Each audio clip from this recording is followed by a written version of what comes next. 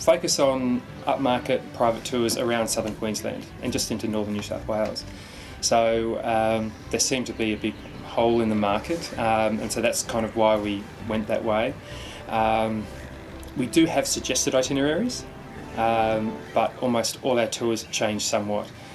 So once we get them on the tour, they may go to Lamington National Park and do that exact itinerary that we had planned, but 90% of the time it changes somewhat because they're always private.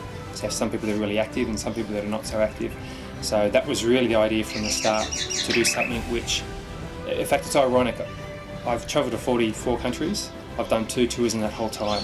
So it's ironic that I came back to Australia to start a tour company. It's kind of, I think, because I know the way I like tours, small and private, and to be able to adapt the itinerary to what the guests want. Big issue is how do you determine your pricing? And for me, again, I may be getting ahead of myself, but a big thing is understanding how the system works. In the tourism game, you have to be able to pay commission, and a lot of people are really scared by paying commission. Now, that's not a problem for me at all. I pay very little in advertising, almost non-existent, but I'm very happy to pay commission. We must get our net rate. So we do a tour, we need to get X amount of dollars. Let's say it's $1,000 for such and such a tour. So once you get that $1,000, then they charge the commission on top of that. Now they can charge 1,000% commission, I don't care how much they charge.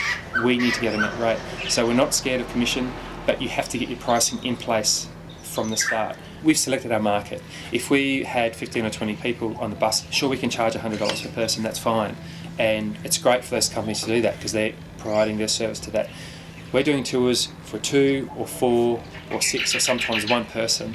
So if we try to compete with them on price, there's no way we could compete on price, and we'd just be digging ourselves a hole.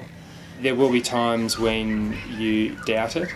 And when you doubt it, a lot of people say, ignore your doubts. I don't say that. I say, actually, think about those doubts, but I always like to think of the positives and negatives.